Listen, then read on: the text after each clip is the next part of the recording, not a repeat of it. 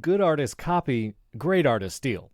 Welcome to Primary Technology, the show about the tech news that matters. Today we're going to go over Samsung's Unpacked event where they basically Command-C, Command-V some things from Apple. But anyway, we'll get into that. Plus, AI-generated content farms are taking over old Apple blogs. Kind of sad. We're going to talk about that too. Apple Intelligence, we might not see it until 2025. Epic Games v. Apple once again over in the EU. Will we ever get a digital driver's license in Florida? And a ton more. I'm one of your hosts, Stephen Robles, and joining me, as always, my good friend Jason Aten. How's it going, Jason? I'm good. I just want to know, what movie was that quote from? Listen, it was not a movie quote. Wait. I went and looked at It is. Oh, wait a minute, it is? Oh, is it the Michael Fassbender Jobs movie or something? No, Pirates of Silicon Valley. Oh. See, Wait, you inadvertently stumbled into a movie quote that you didn't even know was a movie quote. That is amazing. Yeah, no, it was originally a Steve Jobs thing, right? Well, in Pirates of Silicon Valley, they attribute that quote to Steve Jobs. Right. It's And really, I think isn't it really a Picasso quote or something? I think if you Google it, it's like Pablo Picasso said this first, but listen. Anyway, but I just wanted to, I did. I just love the fact that you told me it's not going to be a movie quote. And I'm like, nope, that's actually a movie quote. Matter of fact. Okay, that's great. That's great. Also, I forgot to mention, this episode is brought to you by you, the members who support us directly. So thank you for that. Oh, 2 bits of housekeeping. We're going to do 5-star reviews in a moment. But I do want to mention next week, it's mid-July, and I'm actually going to be traveling. I told you where I was going, right, Jason? I think so. Yeah, I think so. I'm going to be in New York. Just spoilers, okay? And I'm probably going to stop by a couple Apple stores. So if anybody's in New York next week at an Apple store, let me know, because I don't know, that might be kind of fun. I'm going to go to the Glass Cube, bring my whole family there, do some sightseeing. But I'm going to be gone next week, so we're going to take a week off. It's our 30th episode this week. We've made it past the half year, the halfway point, so we're going to take 1 week off. Don't fret. The very next week we'll be back, and then, of course, we're going to stumble into tech season for the fall, which is just probably going to be massive things happening. And so no episode next week. We will miss you, and we will see you the week after that, and we'll be back with a vengeance. I don't know if with a vengeance is the right thing to say. That's probably not. A little bit. It's a little bit too much energy, but I also just want to say that I promise you that as Steven is wandering through the Apple stores of Manhattan, which feels like a good movie title, honestly, the Apple stores of Manhattan. But anyway, it could be your biopic. But anyway, he will not be thinking about us. Now wait a minute. No, I do think about it all the time. Now, you just said biopic. And you're going to say it's a biopic, is what you're Well, gonna say. I'm going to ask, because you always get on to me how you pronounce words and stuff, or how I pronounce words. I used to say biopic, and then I feel like I heard people say, no, it's biopic, because it's a biography picture. Is there an official way to say it? How do you say it? I mean, according to Reddit, it's the thing I said, but that doesn't mean anything. Jason, I don't. Listen, Reddit might be good for Google search, but it's not good for me. It's probably biopic, but that's such a clunky It's a clunky word. I don't like that. Yeah, biopic. I'm down with biopic. So because biopic feels like an epic. It feels like it's a combination of a biography and an epic, as opposed to a I'm down for that. But biopic. Oh, well, let us know, listeners. Leave us a 5-star review in Apple Podcasts and tell us, do you say it? I don't know how you're going to phonetically spell it out, but biopic or biopic. Which 5-star review shout-outs. We had a number of them this past week. John Fa from the USA, Ba Doan from Canada, which I immediately agreed with him because he said Jason is wrong, and I identify with that. You stopped reading the rest of the sentence. It didn't matter. It doesn't matter what the rest of it is. He's wrong. He said, but he said you were wrong about RCS, and I guess he was saying because it's meaningful. He's looking forward to it. So okay, we hear you. Vizla Can from Canada, and then Luke Ireland from Great Britain. I don't know how that works. Maybe his last name is Ireland. I assume it's Great Britain is just the right island, right? And then the United Kingdom is the whole deal. I gotta watch that CGP. I think Great Britain is the name of an island. Well, isn't anyway. Thank you for that. And he said battery percentage on. Nobody's perfect. So anyway, one question. Those of us who we're being critical if nobody's perfect, and we're just rambling about what is the difference between the UK and Great Britain and whatever. I've watched that CGP Grey video like 3 times. Okay, and I feel like I remember. We're gonna get into Samsung Unpacked in a second. I just want to ask Jason a question. I have not told him one way or the other. Do you think I bought that e-ink device, the Books Palma? Did I buy one? That's my question. I feel like there's probably a better than 50-50 chance that you did. I did but not. I resisted. Hoping you did not. I did not buy it. I kept seeing people keep posting about it like it's some kind of amazing device, and I didn't do it. Here's how I knew you didn't. Well, first of all, is a rule, anytime a headline has a question mark in it, the answer is basically no. Oh, that's one of your rules. Yeah, I forgot about that. Right? So then there's that. But then secondly, if you had bought one, you would have not said, did I buy one? You would have just said, Steven has a surprise for Jason. And I'd have been like, oh, I know. He bought one of those. And he bought another stupid thing. Oh, speaking of, well, we have a Humane news later in the show, but I just want you to know, I did cancel my Humane subscription. And so my pin is now a paperweight because it doesn't do anything. Because once you cancel a subscription, it just bricks the device, which is great.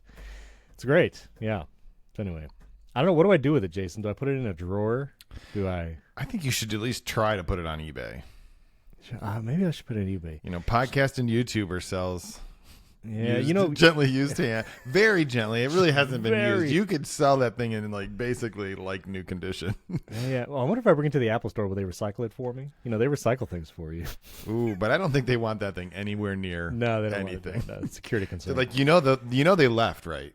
They're no longer a part of this company. We don't want their stuff here. And they left again. Anyway, that's the news for later in the show. We're not the spoilers. Spoilers for that news later. But first, the big event this past week was Samsung Unpacked, where they announced a bunch of new devices, new phones, namely the Z Flip 6 and the Fold. Listen, you're gonna have to help me care about this because I see this news pass and I'm like, okay. So they got the two new phones, and then more interestingly, they released this watch, which is the Samsung Galaxy Watch 7 and the Galaxy Watch Ultra. We'll get to that in a second. And their smart ring and their earbuds. I'll put MKBHD's video in the show notes where he talked about all the devices. He's probably used them for 3 weeks already, as per usual. I think his video came out before the event actually started, I think. He just kind of pushes it out. It's amazing. Anyway, yeah, he talks about all the devices, the folding phones. Let me just ask you right now, Jason. Are folding phones going to be a thing in 5 years? Are we actually going to have, is it going to be a thing? Not for $1,900. They're not. That. I mean, I actually have a Fold. I think it's 5 right here. It's not the new one. I'm not MKBHD. They don't send me these weeks in advance. In fact, right. They probably don't remember that I still have this one, to be real honest. Actually, can you send that back? If you send me a label, Samsung, I'm happy to send this back. I don't actually. Send me a label. I mean, okay. I don't know where to send it. What am I going to just be like, true. Put it in a box and put Samsung on it? Right. Yeah, here, unpack this. Anyway. That's how the mail works. That's how the mail works. It's exactly how. Well, it does work for the North Pole and the White House, but beyond that, I'm pretty sure you have to have an address. But anyway, but speaking of which, my cousin used to live in North Pole, Alaska. Really? It was real fun sending stuff to the North Pole. That is fun. Anyway, not the point. Are flip phones going to be a thing in 5 years? Well, here's the thing. Do you mean flip phones or foldable phones? Because those are two different things. I don't know which I roll my eyes harder at, but tell me. I mean, I don't think. I think they're both. I'm just gonna say it right here. This might be an unpopular opinion. I think they're both gimmicky. I've not used one personally. I've seen them out in the wild. I've seen people at hotel desks take their Fold and flip it out and make a small tablet, and it looks like something. But I don't know. Is this a thing? Yeah. Well, I actually had lunch with somebody a while ago who I did not know was a very hardcore Apple enthusiast because they have a Fold. And I thought, I'm assuming if you spend $2,000 on a Samsung device, you're all in on that. Right. And the reason was, the person told me, is that they really like having the larger screen size, but obviously they don't. They wanted a screen size bigger than what you could get in an iPhone or whatever. But you don't want to just you can't just carry an iPad mini as your phone. Even if you get cellular on it, it's just not practical as a device. And so they really they use it with the stylus. They use it for taking notes. So I can see it as a niche product or niche. I don't know. We'll go either way. But I feel like it's I don't think they're ever going to be a mainstream thing. I think even if Apple makes one, they're still, because they're just so expensive, because the technology of, first of all, and Samsung's actually gotten pretty good at the foldable screen technology. Right. Google as well. The Pixel Fold is actually a pretty cool device by the standards of Pixel phones, which, I mean, people don't really buy Pixel phones. That's the thing that's really weird. Except for you and I. We both have them, but I don't know. I don't think. Well, I have a Pixel 6a. I'm saying you have a Pixel something. Yeah. Fair. So I think it's going to, I actually thought that the flip phones are probably more practical for people, because if what you want is a normal phone that you can make smaller, that's kind of cool. But I don't know. I don't know. Anyway, so they released new versions of this. Even MKBHD was like, yeah, they're spec bumps. They're nicer phones. The front-facing screen. Okay, that's cool. I'll put a link to his video in the show notes. But then also, I think the bigger thing is, at least this is what I saw more of, is the Galaxy Ring, which is Samsung's health tracker ring. And there's a bunch of these rings out there. There's like Aura Ring. I think Ultra Human something has a ring. And so now the Samsung Galaxy One is here.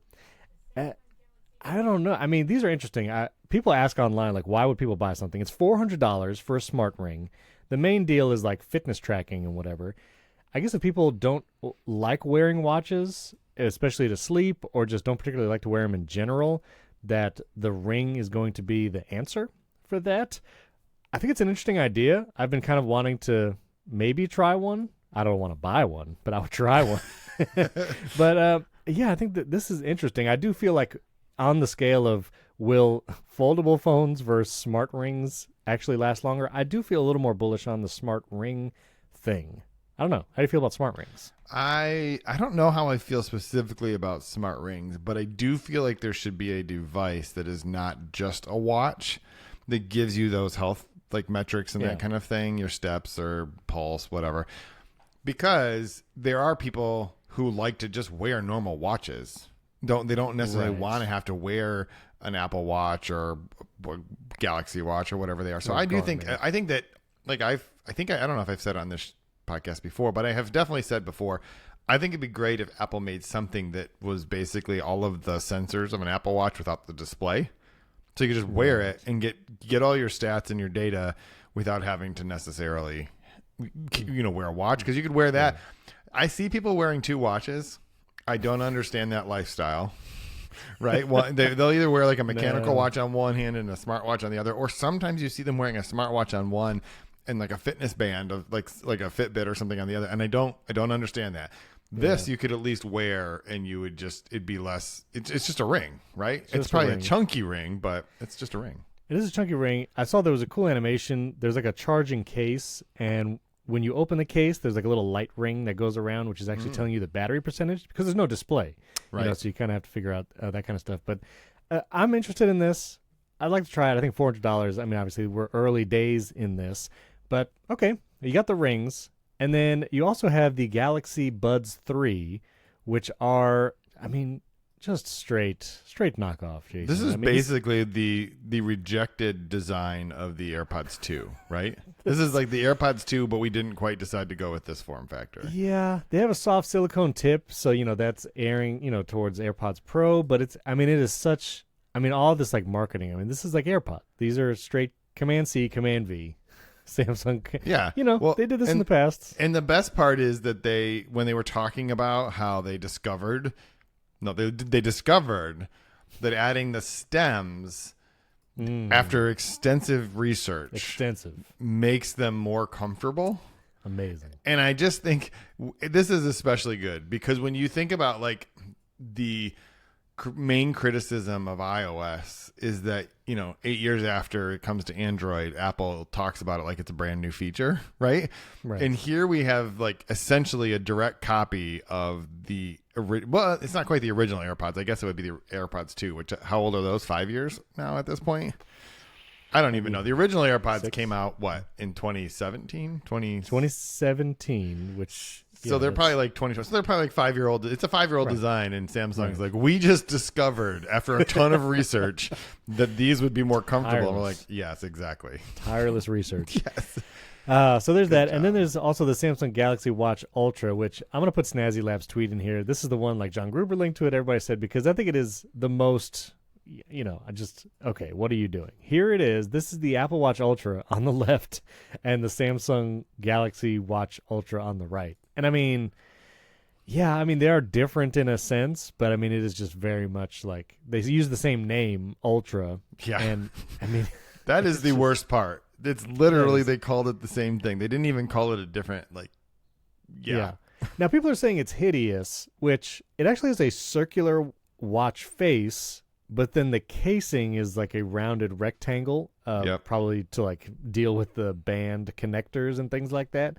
Has more buttons than the Apple Watch Ultra. Well, I don't know if it has more buttons. It's got 3 buttons on the side, whereas the Apple Watch action button's opposite, the digital crown and such. But yeah, I mean, yeah, Command C, Command V. I don't know what else to say. I mean, it looks actually like if you took an Apple Watch Ultra and you in a what is it, a Panerai, which is a mechanical watch. Are you familiar with those? You've reached beyond me. I don't. I'm not familiar with them. You're not I don't familiar? Know this. Just Google it, Panerai. You'll look at it and you'll be like, oh my gosh, that's literally what they just made. And I see.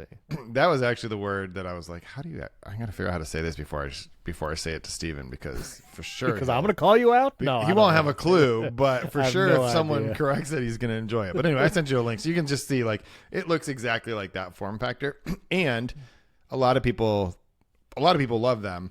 A lot of people think that form factor with a circle inside of essentially a square is kind of weird. So. Squircle, is that what you call it? So Squircle. Basically.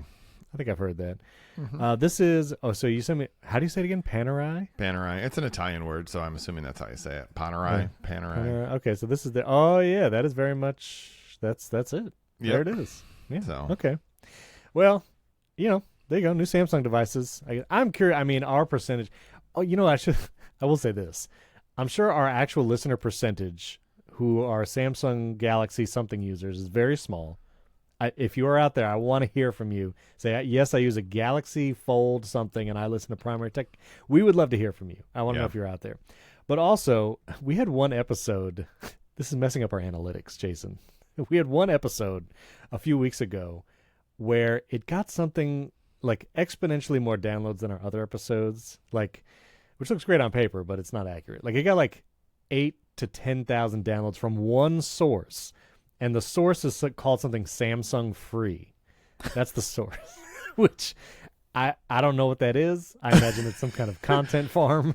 I don't know. Samsung syndicated our podcast is what you're saying. It just says Samsung Free. That's the source, because we could see Apple Podcast, Spotify, Overcast, Pocket Cast. Those are like the top 4. But for this one episode, Samsung Free, it's just like rocketed up in downloads. And it's like, well, I mean, they do total have downloads. a podcast player. Doesn't Samsung make a podcast player? Yeah, but Jason. But maybe they surfaced it.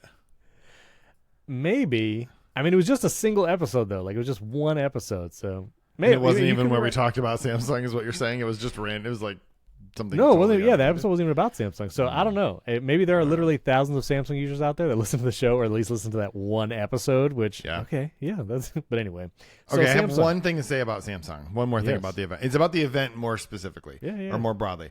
I actually think that the devices, whatever. Yeah, sure. they are what they are. And to be fair, Samsung pretty much makes the best Android devices. So that's great. Sure. And I think it's good to have them pushing the edge on certain things so that Apple can do them years later, and then Samsung can copy. It's a happy ecosystem. It's the circle of life. Yeah. But the most interesting thing was that Rick Osterloh, who is the head of Pixel and actually Android now at Google, was on stage for the second Samsung event in a row. There was a Google executive on stage talking about features, specifically AI features coming to Samsung devices. And when Google had its event, it was sort of like, maybe they really are all in on this device thing and they're not going to be so invested in the Samsung thing. But now I think it's pretty clear, like Google sees Samsung as the premier flagship Android devices, right? And I think that that's an important thing to know.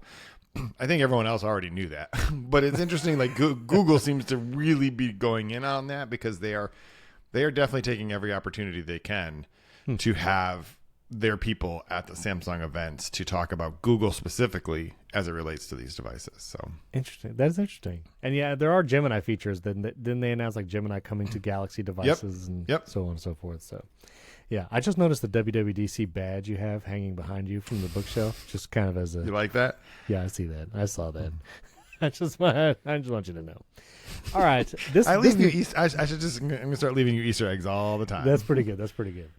This news was crazy this past week. So if you were unfamiliar with kind of Apple blogs 10 plus years ago, the unofficial Apple weblog was one of the sites that you could go to kind of for Apple rumors and news. There was a bunch of sites back then, like MacNN was another one. Of course, iMore, which still exists. It's a little different now, but all these kind of like, plus Apple Insider was there, 9 to 5, Mac Rumors, all of them.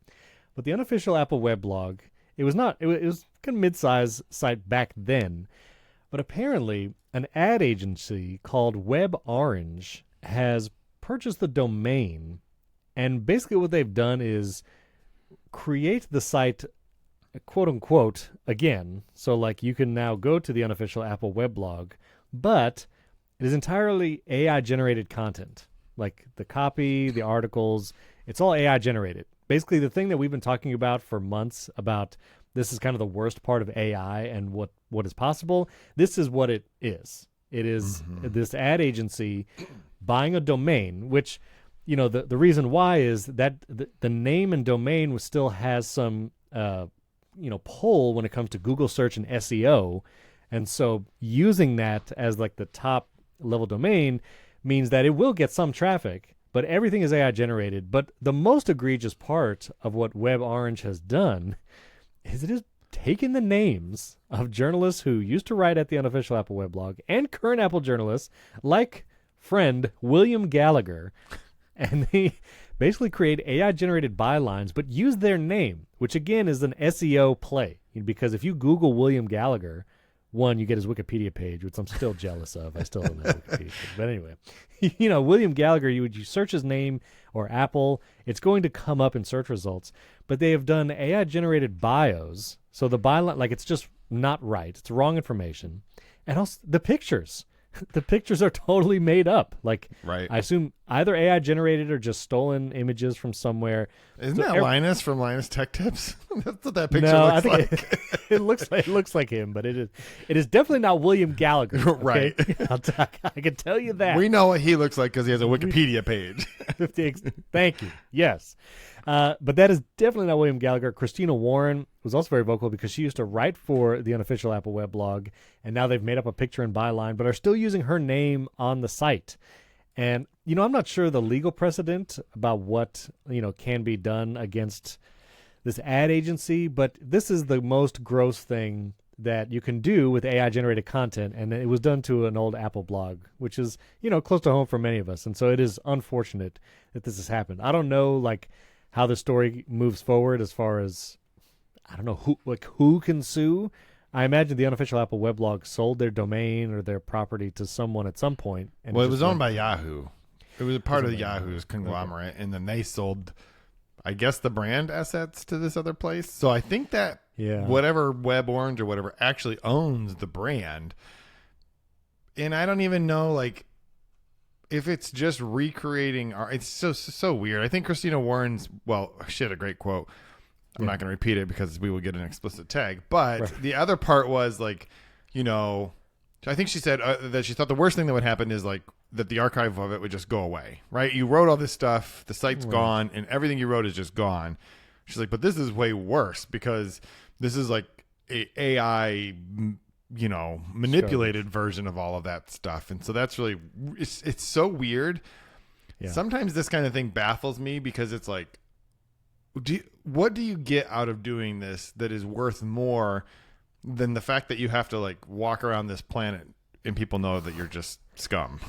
Right? Who is it? I don't even know this. So I didn't want to show it, but this is it. This is, I'm not going to put it in the show notes, but this is the current form of the unofficial Apple weblog. It has, I think that's the logo that the website used to use. And then all these articles, it's just AI generated. You could see all these articles from July 10th. This is 5 articles from July 10th.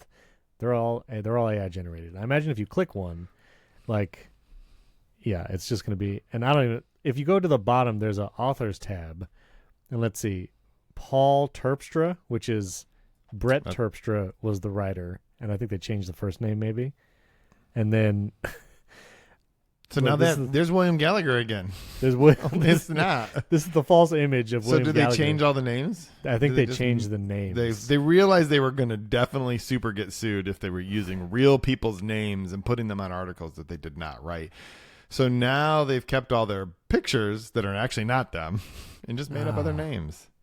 This is heinous. Look how many writers they supposedly have. But here's the only thing I will say. Now, I'm not excusing this at all because I agree with you. This is gross. Yes. There's just no words for it. But this is not actually AI's fault. That right there is Google's fault. Because the whole reason you do this is you buy a site that has some level of domain authority, which is a Google thing, right? This is a reputable domain on this type of thing.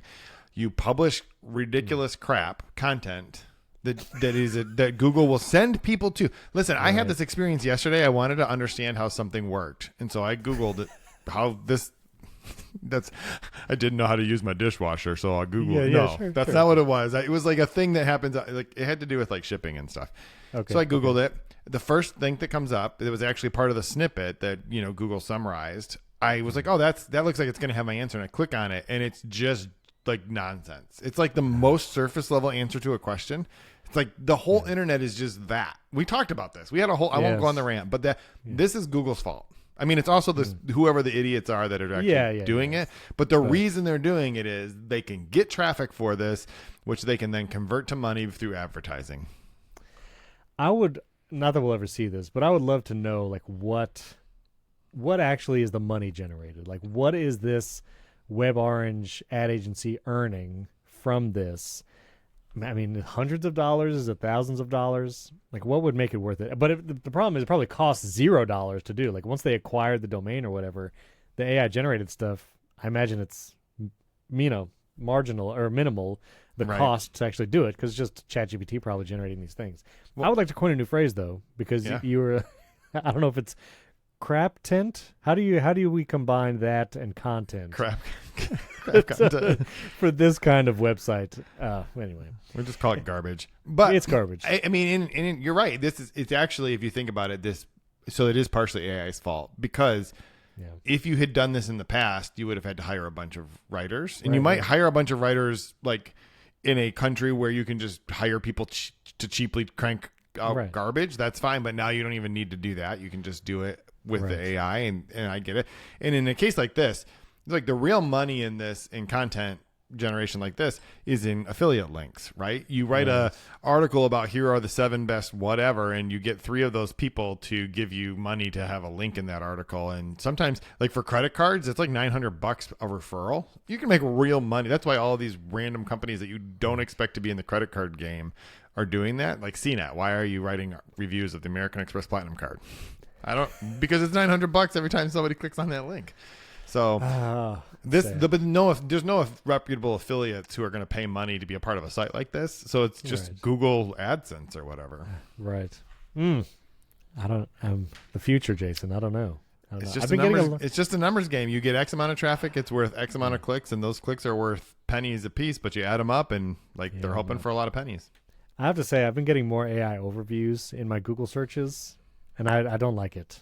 I don't like it. There's been multiple times where I'm trying to search for a thing, and the AI overview is like, maybe, is this the answer I'm looking for? Is this what I want to read? And then it's like, oh, not really. And then you have to scroll so far to actually like past the sponsored ads, things, to actually get to the first website that is like the actual number one result of this search. I'm not optimistic. I don't think this is great. Well, it is. So it's terrible for most of the things we normally search for. And I don't know if it's terrible because it's worse information, or if I feel philosophically that it's terrible because it's like I want the source. I want to read the article that the human being with the expertise wrote. Right. The only things at this point that I think it's good for are the types of searches that we just know Google won't do a good job. So, for example, I was trying to find some piece of information about a particular soccer player the other day, a women's national team soccer player. And I'm not going to just go through all of the past rosters for years, but I could type a really random question like, give me a list of all of the, whatever types of soccer player, African-American soccer players who played from this period of time and have been in at least one World Cup. And generative AI will do that because it'll parse out all those searches. It will know. It's essentially you doing 7 searches and collating the responses. Right. The AI will do it. So for those types of things, which you would never Google because you just know that Google will be like, hey, here's a bunch of random lists of whatever. So, but for normal things, I agree with you. It's just like, no, please just give me that. Please let me pick the information. I will say I saw this on actually this morning. It was this person asked ChatGPT to draw instructions on how to mount a TV to a wall, and it looks like At the beginning, it looks reasonable. Perfect. Ish, aside from cutting a hole in your wall. But it says, Nailed use the stud finder, whatever. Basically, the joke is this TV is mounted screen facing the wall. So also, he drywalled that wall really quickly because he cut through all the paneling to expose the studs. Yeah. And also, what do you need a stud finder for if you can look at the studs because you've ripped the wall away? He literally just stripped the entire wall and then rebuilt it between steps 1 and 2. But it does not explain that. I'm really upset. Yeah, it's amazing. And then it has studs, and then I don't know what this other word is. No, I think studs is the arrows pointing at him because he managed to redo that wall in 2 seconds flat. And then he has the. I mean, he connects the mount to the back of the TV seemingly properly, except the TV's backwards. There's nothing actually. Where do you get the glue to hold a TV? Right, it's like a 65-inch television, and big TV. He's drilling straight from the back all the way through to the wall. Exactly. But what does it matter? You can't see the screen anyway, so who cares? That's why I cut a hole in the wall, so you can see it from the other side of the wall. It's like a frame TV, but it's built into the wall. Anyway, we're safe from the Terminator ending right now. I think you're right. ChatGPT does not amount to TV. But speaking of ChatGPT and OpenAI, we had talked about last week that Apple was going to have an observer position on the board of OpenAI, considering the integration with Apple Intelligence, that Microsoft already had a seat as an observer on the board. Well, the Financial Times is now reporting that JK, Microsoft and Apple are going to drop those seats because of antitrust scrutiny. And I'm not sure, maybe, antitrust from the EU mainly, but also the US, it seems like. But antitrust authorities are like, this is a little, a lot of big companies all in the same room or whatever. And so it looks like neither Microsoft nor Apple will have that observer seat on the board. Of course, that's not to say that Phil Schiller's not going to take some meetings with OpenAI. It's just not an official position. So... Well, and that's actually what they're saying. So Microsoft had a seat for basically 9 months. Although there's a theme emerging here with OpenAI and leadership. It's like basically things happen in a week. You get a spot on the board and you're gone. You get fired and you get rehired. There's anytime you hear news from OpenAI, wait a week and see if it's still the news or if it has changed because, I distinctly remember last year trying to be on vacation for Thanksgiving, and my kids are like, "Why are you working?" I'm like, "It's all Sam Altman's fault." It's all Sam Altman's fault. But so Microsoft actually just resigned. They resigned from the board. They're like, "Well, we don't really need a seat anymore because y'all are doing a good job, and so we're cool, and we don't want to get sued." And then Apple just essentially is not going to take a seat. That was, I guess, going to be Phil Schiller. I think it was Jason. Was it Jason Snell who called him Phil Schiller, the seat filler, or something like that? I think is what he said. Maybe.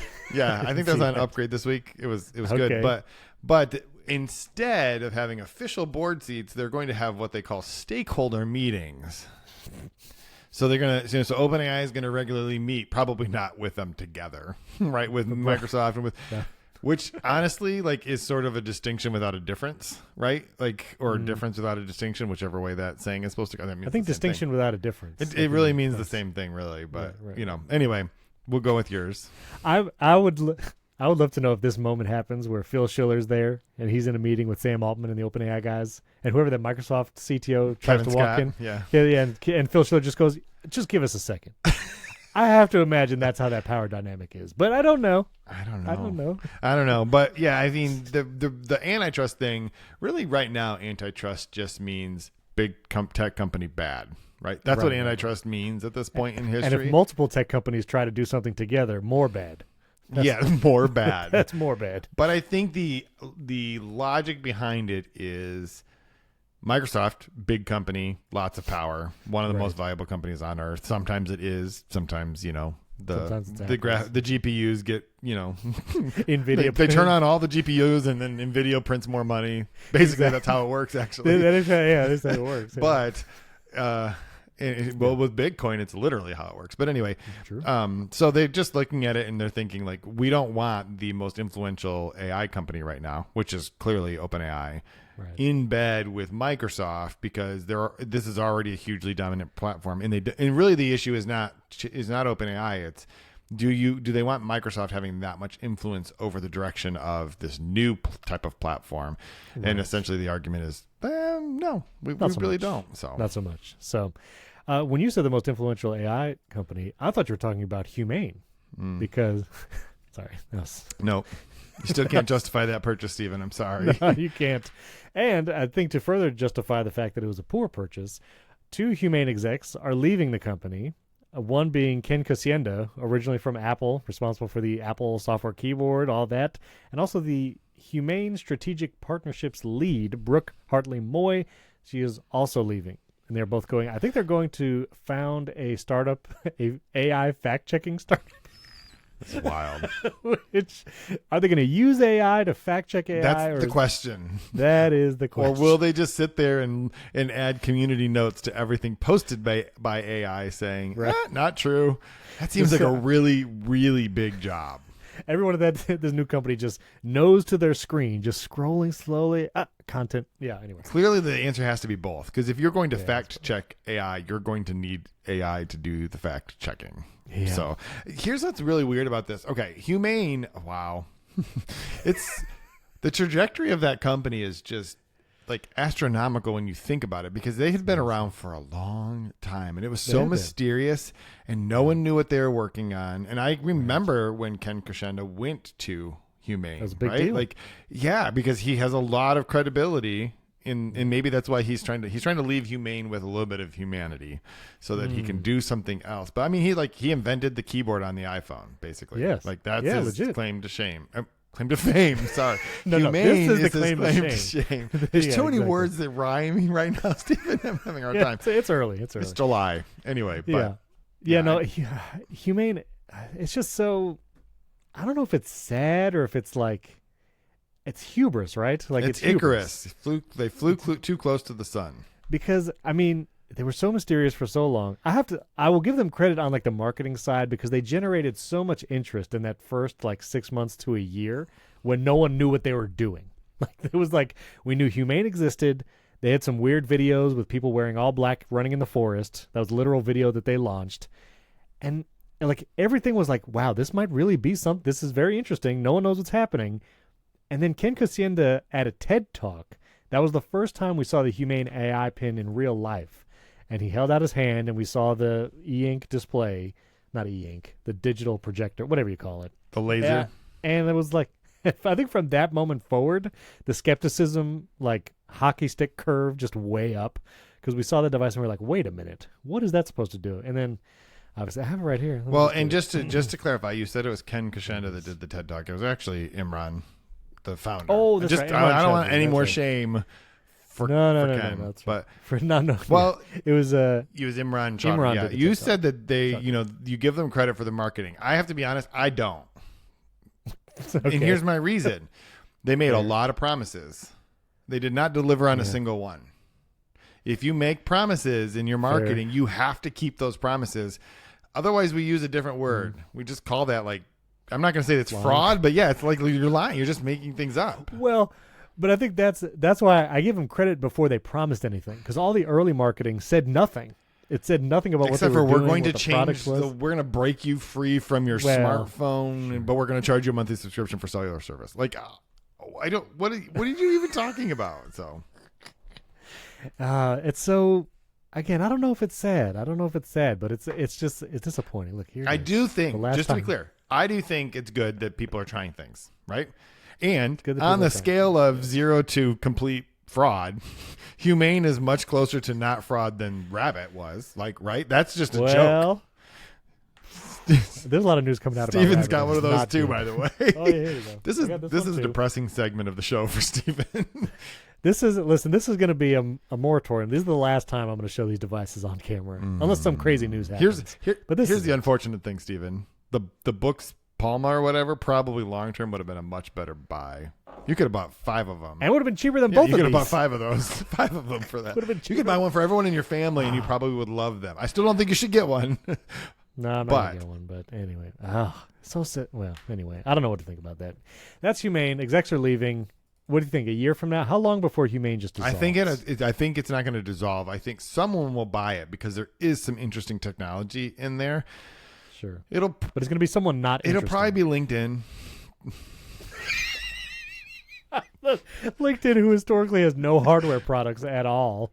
Maybe. It will not be LinkedIn, but it'll be something weird like that where you're like, why is Microsoft buying a social network for job hunters? Like, I don't get it. I don't. Nilay Patel keeps saying HP, which I could see that. I mean, HP bought the Palm Pre and Palm. But that was So, at a I could see time them when buying HP another. was known for making consumer devices. At least there was sort of like a connection point there. They still make laptops, don't they? They make laptops. Yeah, well, I mean, I guess there's two versions of HP. There's like the one that Right, makes servers and the ones that make mid-level PC, Windows laptops. Yeah.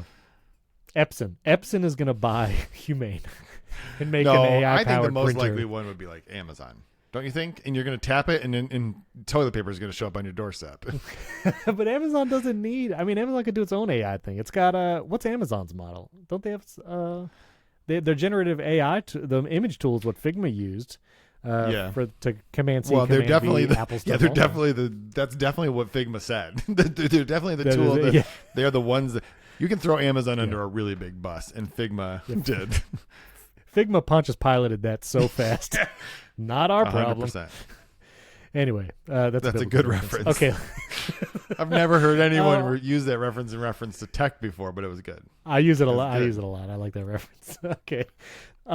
Mark Gurman over at Bloomberg, he is saying that Apple Intelligence, which is not in the betas yet. We had a developer beta 3 come out. I don't know if we're supposed to talk about it, but anyway. But Apple Intelligence is not in it. I can tell you that. Mark Gurman is saying we might have to wait till iOS 18.4 before we get Apple Intelligence features on iPhone. And historically, the .4 update of iOS software is not till like January, February, March time in the last few years. And so we might be actually waiting a while before we get to see Apple Intelligence. And I don't know about you, Jason. I'm not going to run the beta on my main iPhone because I don't do that I don't do that. I do it on a side iPhone. Yeah, but, on a side iPhone that won't get Apple Intelligence anyway. Honestly, yes, it's an iPhone 14, and so I won't be able to test Apple Intelligence on this anyway. But yeah, so we might have to wait till, which this was early rumors too, is that the Apple Intelligence stuff might not launch for a while, but that seems like a long way off, right? January, February? Yeah, and I'd be interested to know what they're waiting for. If it's just like we don't know if this will support scale. But again, it's limited to only the most expensive iPhone, so it's not like this, and I guess Macs, but it's not like. Yes, iPads, I understand. But there's an overlap there. No, there's an overlap. Like, I don't think there are very few people who have an iPad who don't have either a Mac or an iPhone. That feels like a very small segment of people. And the people that is true for are probably not going to use Apple Intelligence. If you're like, here, Grandma, is an iPad so you can do email. Apple Intelligence is not going to be a thing. And she probably doesn't have an iPad Pro anyway. So, I don't know. I think it is weird that it's going to take that long. I can kind of understand Apple had to say something when they said something, but they are definitely not ready to ship something, but they just don't want the pressure of what are you going to do? We told you what we're going to do. It's just going to take us some time. I do miss the days, Jason, when, I don't know when the last time this was, maybe iOS 14 or 15, when like everything that was announced at WWDC happened on launch in the fall. Yeah. Like iOS 15.0 got all the things. And it seems like now, year after year, like more and more features are kind of just spread out over time, which on one sense, I do like the opportunity for Apple to make a big feature release mid-year. Like the Apple Podcast transcripts was like a big feature that came with iOS 17.4. Like, cool. Like, that's great. Journal but they app. didn't announce that. Yeah. The Journal app didn't come right exactly for several months. So I miss the days when it was like everything you saw at DubDub, you just got it in the fall. Now it's just kind of like just extended out. Yeah, but I bet the reason that they have this yet is that they know that no one will talk about anything else. Right? Fair. Yeah. And I understand. And they need to get the story. I get it. They Apple need to get Vision the Pro story last year. straight for the iPhone 16 before they release the Apple Intelligence, because they don't want to be talking about, well, will this run on this and will this do this and whatever. So, yeah. Right. And they could also be waiting for that cycle of iPhone 16 buyers through the holiday season. So this way, once Apple Intelligence does come early 2025, there'll be a much larger pool of people who can run it. Maybe that's it. But anyway. All right. Apple Intelligence. Also Apple and Epic Games. So Epic is trying to release their third-party app marketplace in the EU. They were rejected again by Apple because of an install button and how it's too similar to Apple's Get button in the Apple App Store, and also the in-app purchases label was too similar to the App Store's in-app purchases label. And now I think since Epic Games, these are some tweets from Epic Games, Apple actually has approved it with some changes requested, I think, from Epic. But I just wanted to point this out because like Apple just needs to like just let them just. I mean, Steven, I'm actually really offended that you didn't include my tweet. And I understand why, because I only tweet like once every 3 weeks or something. But on the day that this happened, I tweeted that Apple has rejected Epic's third-party app store in the EU for looking too much like an app store.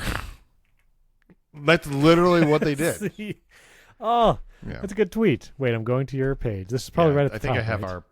our podcast pinned, and then the next one is right there. You do have it. You do have it. Thank you. Yeah, you have it pinned. Okay, here's Jason's tweet. I'm going to put Jason's tweet first. Anyway, I was really proud of that. But anyway, I don't tweet often. That was good. You did the checks notes. Yeah, the checks notes thing. Steve, now, good. I don't think it's. I don't think it's. I think I can share this. But anytime something like this happens, I get an email from Epic. Right? They'll tell me like this is the thing that's happened, and we've just posted this, and that's fine. That's common. Like that's not like. I'm glad they do because I only log into Twitter or X or whatever we call it now every week, so I might not have seen it. So I am instantly like, I'm like, yep, they've literally. And so, the longest piece of content I've ever written on the internet was a blog post, and my thesis was that just because Apple has the right to do something doesn't make it right. Like, doesn't mean they're not wrong. And it was all about the original Apple versus Epic case, right? Epic, to be clear, was kind of a tool about the way it went about it, right? And they were trying to be the underdog good guy when really they just want to collect the commissions themselves, right? So their hands are not clean in this. But the point is, Apple has brought on so much, like, and that in the case where they and this is the thing. This wasn't even an App Store review. This is just a review for notarization, right? Which should literally just be doesn't set the iPhone on fire. Check. Okay, you can. This is great. You're good. Like you can do it. There should be no review of what it looks like, how it functions, any of those things for notarization. It's just, is it malware? That's literally what notarization is supposed to be for. Right. Is this thing malware? Now, to be fair, Apple probably considers anything Epic makes malware, but it's not actually malware, right? It's not. And you know that this went to Phil Schiller's desk. 100% this was his decision. Nope. What reason can we have for rejecting it? And I guess Apple's argument would be, if it looks too much like the App Store, people might think they're downloading things from Apple. No one's confused. First of all, it says Epic Game Store at the top. Second of all, it's going to be the big. Second of all, you had to have Epic downloaded Games. it to your phone. You had to have jumped through a lot of hoops to get that App Store on your device. You're not going to be confused about whether or not you're downloading Facebook from the Epic Game Store or from Apple's App Store, right? Like Facebook isn't going to like, even if that was the case, Facebook's not going to just like recreate a whole new version of their app just for the EU, just for people who are too stupid to not click ask not to track, right? Like that's not what's going to happen. Right. But anyway, yeah, I think it'll finally get through. They approved it. Apple. That same day they approved it. They did. But it's like Apple, just because you can doesn't mean you should. That's right. Is that a movie probably quote? It's a somebody quote. Well, it was Jurassic Park. Oh, well, yeah, Jurassic Park. they spent so much time thinking about whether they could, they never stopped to ask whether they should.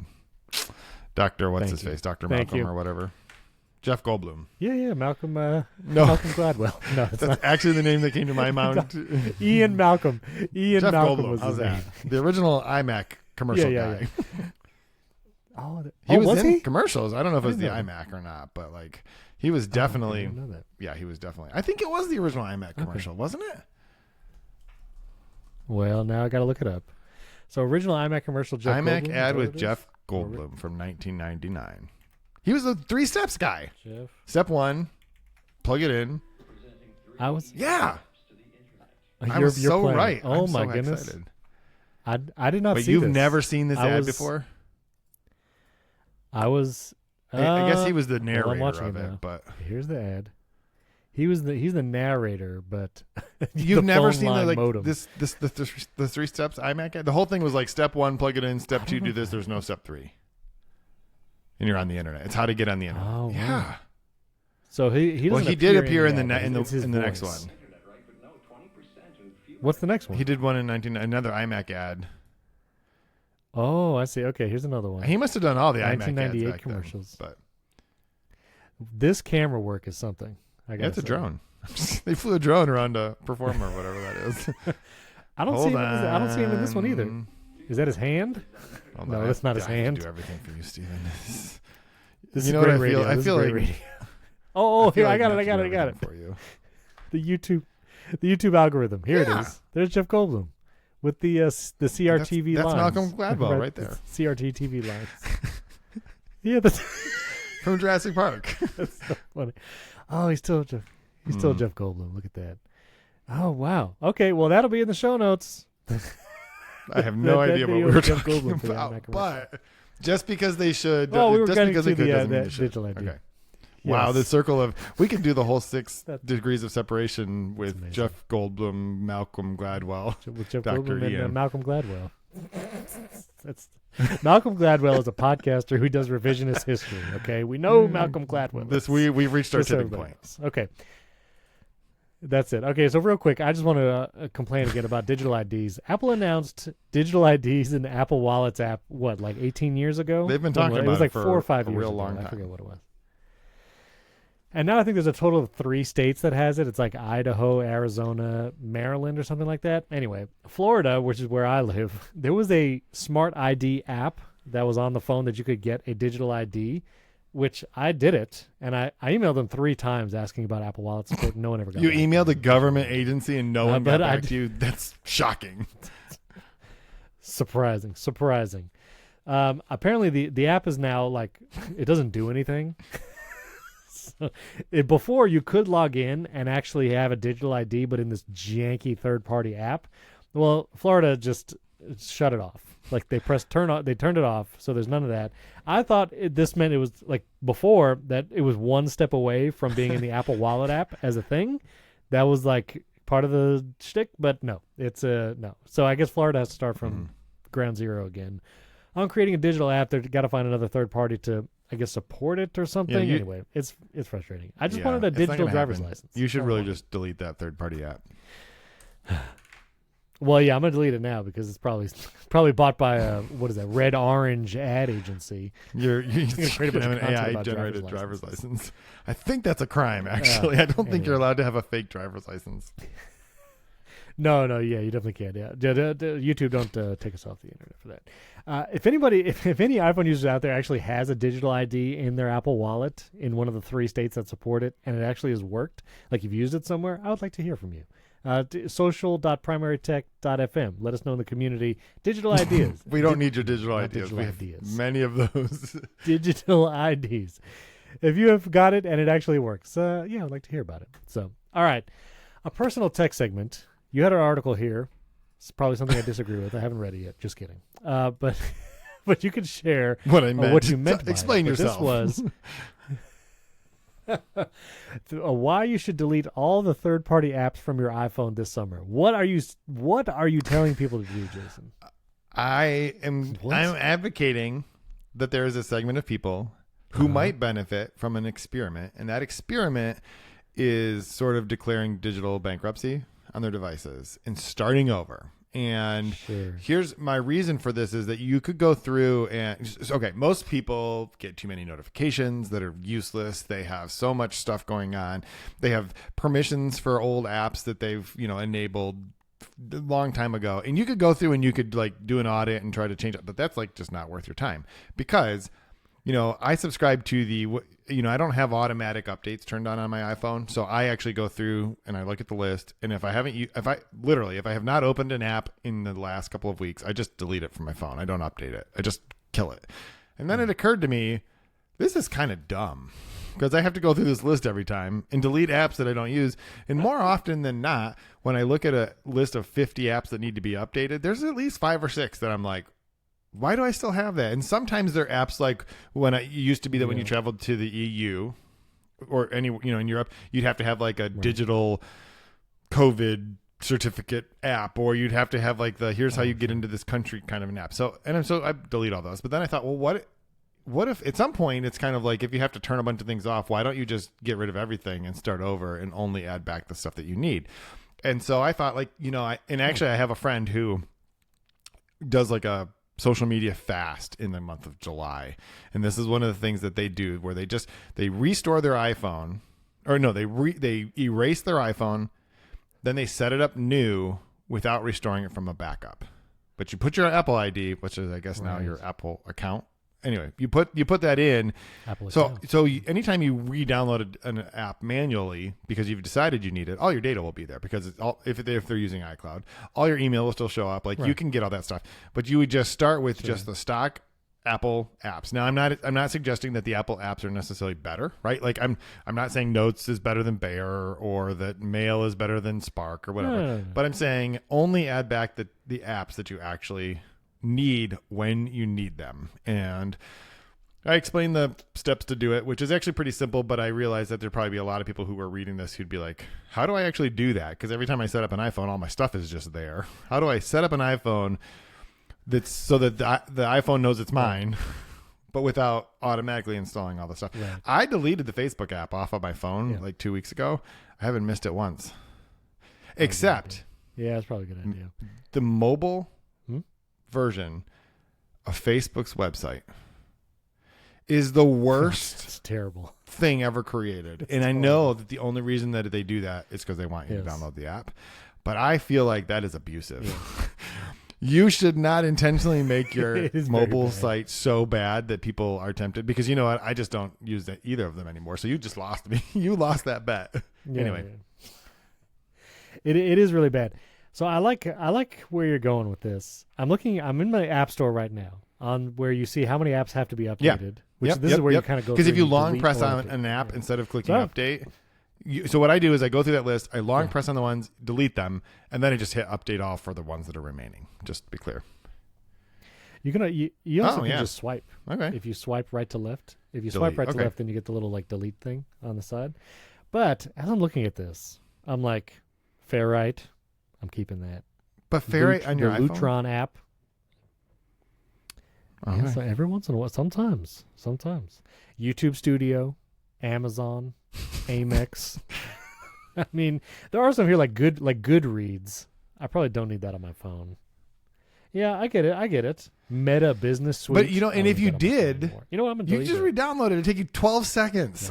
No, I know you can just Microsoft Teams. Amen. I'm deleting that. So Narwhal Frio, Panera Bread. I get what you're saying. I guess I'm more of a, but this is so the way I run my iPhone, which I have videos on this. Like I keep 98% of my apps in the app library, and so I have one home screen, and I basically search in Spotlight for most apps that I want to use, and it comes up pretty quickly. But I guess I'm more like get people to use focus modes, because I feel like yes, the apps on your phone is a distraction. But I feel like the notifications from apps are the real, that's the real problem. And badges, which I see people post screenshots of their home screens, and the badges are egregious. I mean, like hundreds, like if you have a badge that's over 12, something is that badge wrong. doesn't mean anything. Like, it's I understand maybe it's just like a Christmas light on a tree. Right. That's the thing. Like, okay, if you have messages and there's a group message, you have a ton there. Okay. But if your mail icon says anything between 12 and 10,473, right, like that number is meaningless. Like you have email. That's all. But honestly, if you take that badge off your mail icon, the fact is still true. You have email. like that badge is only signaling that you have email and lots of it. Yeah, and it doesn't tell you that you have new emails, because there's no way you're like, oh, I had 11,421 and now I have 422. Right, like your thought process could be: did I wake up this morning? Yes. Right. Do I have email? Yes. Like that's if woke up, have email. That's the shortcut. Okay, and so here's a good personal tech question. The only app that I have badges turned on for is Messages. That's the only app I have it turned on for, and even then, like I don't get a lot of text from people, and I have focus modes on a lot of times when I'm not working. So the badge there is actually meaningful. Like right now I have 2, and if I go there, it's because Nate texted me his Wordle this morning. Thanks, Nate. So that was my badge. But now I just looked at it. I have no badges now. No badges. No badges anywhere. We talked about this. Do you have remember? badges on for anything? You were really upset that I had. Did we talk about this? Numbers that had accumulated or something like that? I think on Slack or something like that. Did it? But Really? But yeah, we had this whole conversation, Stephen. Yeah, Because I randomly tweeted. You have the Slack. Or threads my home screen, not related to that at all. And you're like, we need to talk about those badges. And I was That's it's like, we can talk about whatever you that's want. right. It's That's your podcast. Is that no, how I it's sound? not at all. Is that how I sound? Okay. Yeah. I think what you're saying is actually a really valid thing, except for I don't think that Apple calls them focus modes. Just want to say that. Focuses. What are they called? That's it. They don't use the word modes. It's kind of like it's Foci? not the iPhone. It's just iPhone. They're not focus modes. They're just focuses. Oh, yeah. But setting that aside, Focus. I think that the segment of people who most benefit from what I'm suggesting are people who don't have a lot of self-control and have too many social media apps on their phone that they check constantly. That the easiest way to do it is to just delete the whole thing, start over fresh, and then and in my article, what I suggest is that like this is probably not like a permanent situation, but maybe for the month of July, delete it all. See how much more you enjoy your summer. Okay. And then you can add back all of the digital overhead if you really need to when it comes like on August 1st or whatever. So just give yourself that mental break from some of those things. And that the best way to do that isn't to try to go through one by one and delete a bunch of the apps that you're like, these are not good. It's probably more just like start over fresh, because I feel like that's like, it's sort of like a milestone for you kind of thing. So. No, that's good. I actually, for my Macs, whenever I get a new Mac, I typically don't migration assistant it. I typically set it up as new, sign into iCloud, because I find the Mac, with an iPhone, if you want to delete an app, it's a much easier process. And the iPad, whereas when you delete the app, everything about it is gone because it's sandboxed. There's not like some library folder with support application items in your iPhone that the Uber app left behind. But the case with a Mac is stuff gets everywhere. And I have tools like Hazel and Clean My Mac X where if I delete an app, it'll go searching through the library folder and everything, and it'll say, do you also want to delete all these support files? And then I think, yes, I think so. So, I find that the Mac, starting from a fresh, clean slate, is, I don't know, I find that more useful just in a sense that, like, it's really hard to clean the Mac manually of apps. Apps that you download from the App Store is different because that you can literally just go, like I'll literally go into Launchpad. That's the one thing I use Launchpad for, is I'll go into Launchpad and delete an app with the X, because if it was through the App Store, I know it will be completely removed like it is on the iPhone. But yeah, that's mine. So I don't do it for Mac. For Macs, I always start as new. For iPhone, I have just make sure you back it up first. Go ahead and erase your phone. Add things back as you need them. And I even put, like, if you hate this after 2 days, don't re-download everything. Just erase your phone again and then set it up from the backup. Just don't torture yourself. Yeah, So this that's is not true, a permanent thing if you have a backup. So yeah, that's good. You can do an iCloud backup and back it up to your Mac or your computer if you want. It's good to have that physical backup too, and do an encrypted backup, because then when you try to restore it and you forget your password, you just are out of luck. And then you can't re-add Facebook to your phone. Exactly. No, that's not true, because you could just re-download it. But, yeah. Exactly. Yeah. No, but to your point, apps that you check whether there are notifications or not, namely like social media, things like that. Yeah, I could see that. Just delete it from your phone for a while and see what happens. We'll see what people think. We'll see. Somebody actually, thank you. Who was it? I went to post that article in the section, the very quiet section of our community for my articles. And someone had already posted it this morning. Miles, thank you for doing that. Look at that. The community has posted more of my articles in this section than I have. So thank you all. I appreciate that. I will get better at it. That's why I set up a Zapier so my videos just go there automatically. But there's no RSS feed. Well, and the other thing is, you gotta get on Anki. So somebody posted an article I wrote about Simone Biles. It was about like mentorship and I liked it. It was a great article. I have a gymnast, so like I have a sentimental attachment to this. But I was like, I'm not going to share that in the community. It's not about tech. But old Granny shared it, and I appreciate that. Thank you very much. So, and she told me I have to do a better job linking to my article. Awesome. So then I tried to do that this morning, and someone else had already posted it. So. That's amazing. That's amazing, though. Thank you, everyone in the community. Thank you for doing that. You can join the community, social.primarytech.fm. I poke around in there. If you mention me, I definitely see it, and I think I respond to all those. So do that, or you could DM me in the community as well. But we're going to go record a bonus episode because I'm going on a trip, and we're going to talk about, do we bring big cameras on trips, or do we just bring the iPhone? Is that enough? So we're going to talk about that real camera versus iPhone in the bonus episode. You can get the bonus episodes by supporting us directly in Apple Podcasts or at primarytech.fm and click bonus episodes. Once you support the show, you get the entire back catalog. You can listen to all those bonus episodes, plus you get future ones and ad-free versions when we do have ads, and I think we will soonish. And then, give us a 5-star rating and review in Apple Podcasts. Let us know how you say biopic or biopic. That's how you could say. That's it. But thanks for listening. Thanks for watching. We won't see you next week. We're off next week, but we'll be back the week after that. So we'll see you in 2 weeks. See you then.